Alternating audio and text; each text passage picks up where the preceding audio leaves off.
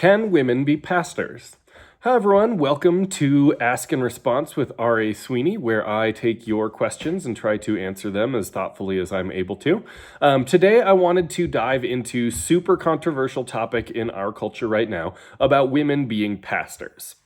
And I feel like there's a couple different ways people approach this, but I really just kind of want to look at the passages that seem to influence this the most and make this an issue the most.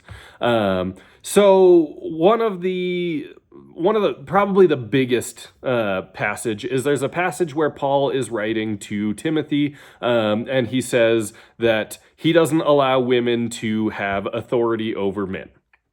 And that's probably the biggest nail in the coffin on this one. It seems very straightforward. If I just read that, I'm going to say, okay, Paul says women should never be leaders. But there's a lot going on in that passage that I feel like kind of muddies the waters.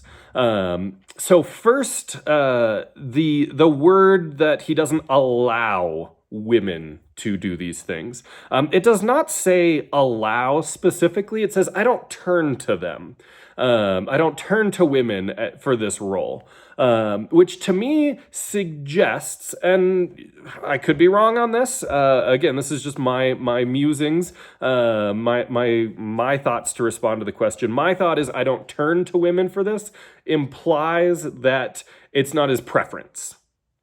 It's not saying this can't ever happen. It's I personally don't think. If I can help it, I don't go this way, which to me is not a command. In fact, it does not say you should not do this. It says I don't do it this way. And to me, I'm reading it more like I tend not to do it this way, is the way I'm reading that passage. The word for authority. So I don't allow women to have authority over men.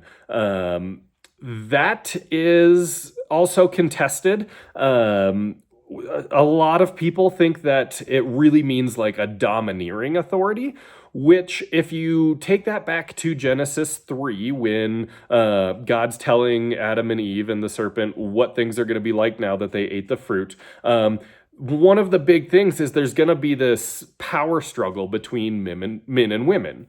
And so I feel like that could be potentially a fair argument of like, Genesis tells us that both sides are going to be trying to dominate and oppress the other. And so Paul could be saying, I don't typically turn to women to have a position to dominate men. It feels kind of weird in the passage, but it does line up with the narrative a little bit better. But for me, my biggest problem with this passage is his justification. Because a lot of people will say, oh, well, he was just talking to Timothy's context right there. And I think that's a very valid argument, except for the way that Paul justifies why. And he says the reason that he doesn't turn to women to have this authority is because woman was the one who deceived and not man. It specifically says woman did, and it specifically says man didn't, which that's not what Genesis says. Genesis says that the woman was deceived, yes, and she took the fruit. And then the language really seems to suggest like Adam's right here, and she's like, here you go, you take a bite too, and he did. Even if he wasn't right there, he still did. So either he was deceived about what fruit it was that he was eating, if she lied to him and was like, oh no, this isn't that fruit. She tricked him into eating the fruit, so he was deceived. Or he knew what fruit it was and still thought it was a good idea, still deceived. So I don't buy Paul's argument there of the woman was deceived, the man's not, because that's not the story of the Bible. So to me, there's a lot of really muddy water there of like, what exactly did Paul mean? And why was he justifying it in this way that doesn't really seem like the appropriate way to justify it? And so we'll circle back to that. But that's kind of the main passage that we see. And I think when we really look at it in context, even though in English, I don't allow women to be pastors, it's actually a lot more nuanced than that in the original language. So I think we need to get rid of that idea of it's a very clear-cut issue. When Paul, in a couple places, is talking about the qualifications for pastors, he does say that it needs to be a man who does this and a man who does that. I don't buy that that's really gender specific, because in Greek, if I'm going to talk about a single person that is a man, I'll say a man. If it's a woman, I'm going to say a woman. But if it could be either in this ambiguous person I'm talking about, you use the male pronouns. So anyone who wants to be a pastor, he does these things. The he doesn't specifically mean it has to be a man. It's just, since we don't know, the language reverts to male. And you can do whatever you want with whether or not it's okay that almost every single language in human history has done that, where it defaults to the male. But I'm just saying it does. So to say, well, this is saying needs to be a man, and like the man needs to have one wife, that's just the normal way you would use. Yes, that's how you describe it if I'm saying only a man, but it's also how you'd say it if I'm describing it could be either. I wouldn't say, a man can only have one husband. That wouldn't fit quite like what it's saying. I wouldn't say needs to be a woman, because that would imply it has to be a woman. To leave it ambiguous, you would use male pronouns for the person, and their spouse you would call their wife. So to me, I don't think that is really trying to impart a gender mandate. In the same way that an unmarried person can be a pastor. We don't balk at that, even though it says they can only be a husband of one wife. Well, if you have 0 wives, you're not a husband of one. That's not what it's getting at.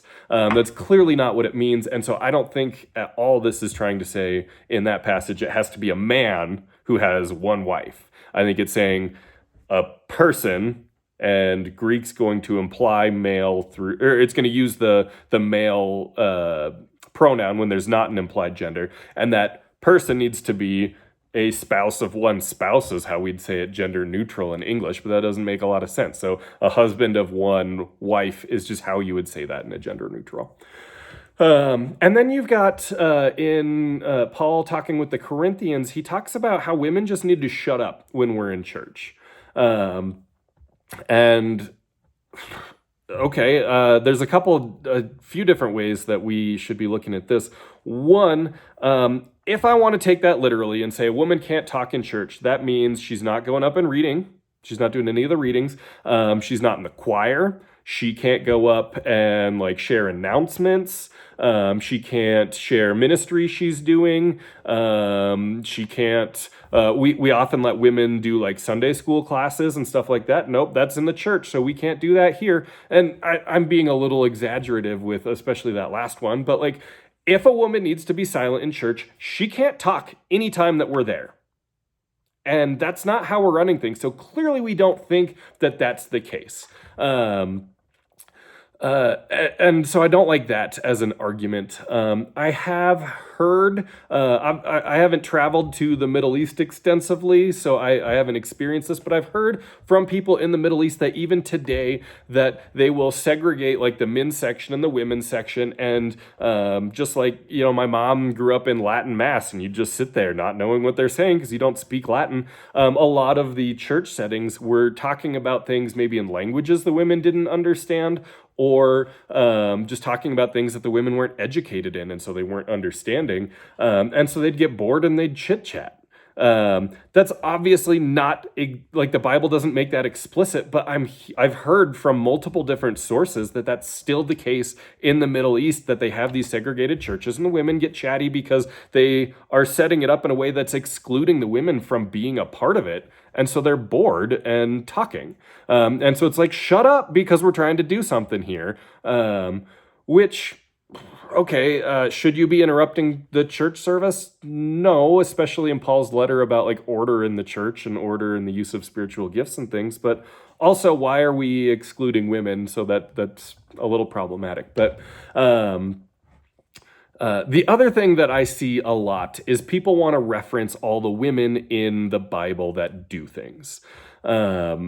And I feel like we really need to be careful on that side of things too, because people will be like, oh, well, you've got like Deborah is a prophetess in the Old Testament, and Huldah is a prophetess in the Old Testament. And so you've got a few different women that are speaking God's word and doing things in the Old Testament. And you've got, when Jesus comes to the temple as a child, there's Anna, the prophetess that's there. And in like Paul's letters, he's got women that are doing different things. Mary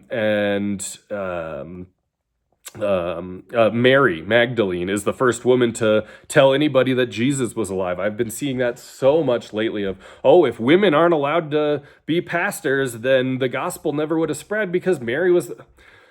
It's not the same thing. So we want to be really careful. If Paul's saying women can't speak in church, we need to look at that whole thing. Can women speak outside of church? Yes. Can women do ministry outside of church? Yes. Do I think that that passage about women being silent in church is a blanket statement to women should never talk inside the church building? No, I don't. And I don't think most of us do because of how we allow women to speak in church. But there's different ways that you might speak. And so prophetess is not anything that the New Testament addresses saying women can't do it. In fact, the New Testament says like men and women will prophesy. Peter says that in the Sermon on Pentecost. So we want to be careful with how we are addressing that. And we've got like Mary being the first woman to tell people that Jesus was alive. That's not the same as being a pastor or holding authority. So we want to be careful about how we're using that. The women in Paul's ministry, none of them are ever specifically called a pastor or a shepherd or an overseer or whatever. They aren't ever using the exact same language. So to say, well, they did it, I can do this, it's not a one-to-one. There are not women who are in that specific role that's talked about in the New Testament specifically. There are some that it's debated, but it doesn't specifically say. All that's to say, it's not a clear-cut situation. So I feel like I spent a long time in a church that this was a clear-cut, like, nope, any woman who even thinks that she could be a pastor is going straight to hell, again, exaggerating, but it was, there's no discussion on this. Like, it's a settled matter, clear as could be. And I'm like, no, it's not. Anybody who thinks this is a very clear-cut picture, I'm sorry, it's not. It is very vague. It is not clear. We need to use a lot of discernment in how we're putting all these pieces together. And I don't have all the pieces put together. I just know what all the pieces look like. And it's not like a 4-piece children's puzzle. This is like a 9,000-piece puzzle of clear blue sky. I believe they fit together. I believe there is an answer to it, but it is very vague. Where I land with it is Paul is not an authority over everyone for all time. And I know that's going to shock a lot of people that I say that. I'm not saying that it's not inspired scripture. What I'm saying is what we see in Paul's letters, in Paul's work, is how he handled specific situations. And God gave us those examples to say this is what it would look like for someone who is spirit-filled to give godly counsel and advice, even an authority position, which I believe Paul had an authority position, how he would lead in those contexts. We're not in those contexts. So we need to look at those and say, okay, what was Paul doing? What questions was he answering? What obstacles was he facing? What was his context? How do I learn from that so that I can then also apply wisdom from the scriptures in an appropriate way?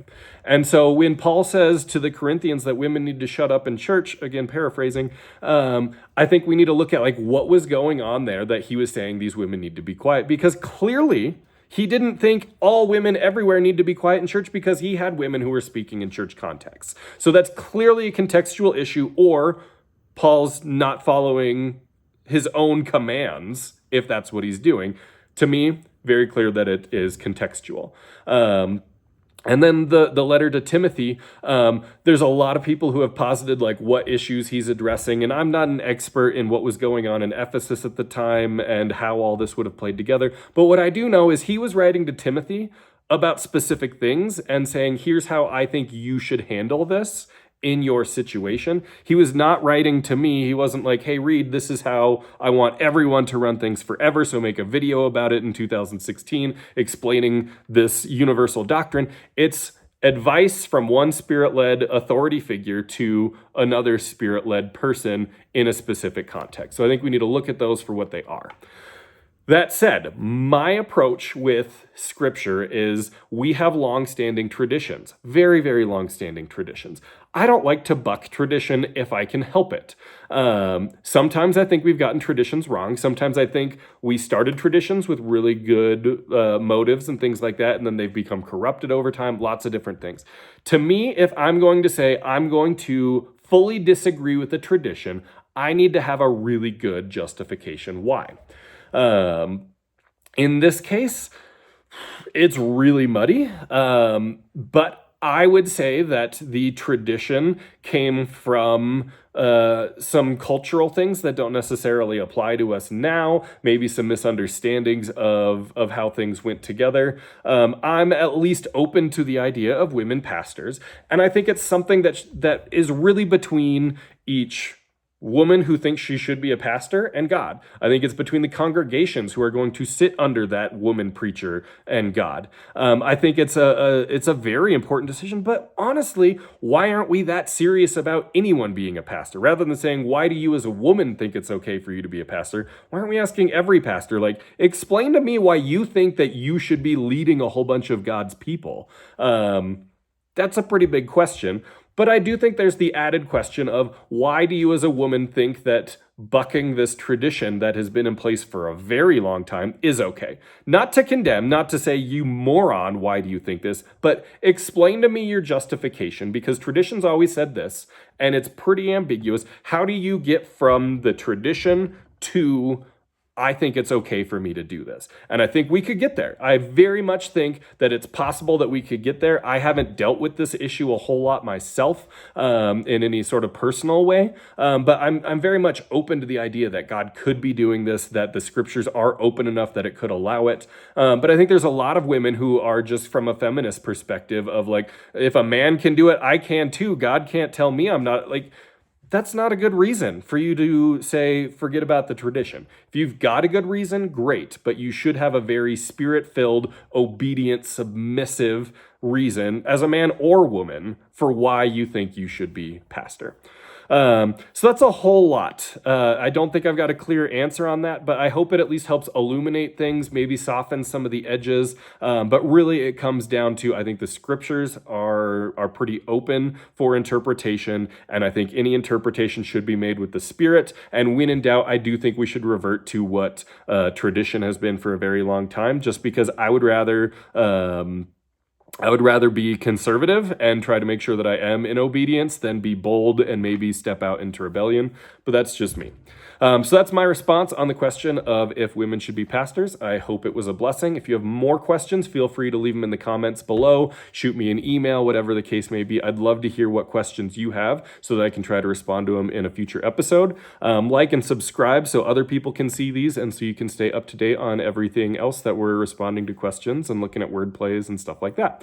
Hope it was a blessing. Thanks, everyone.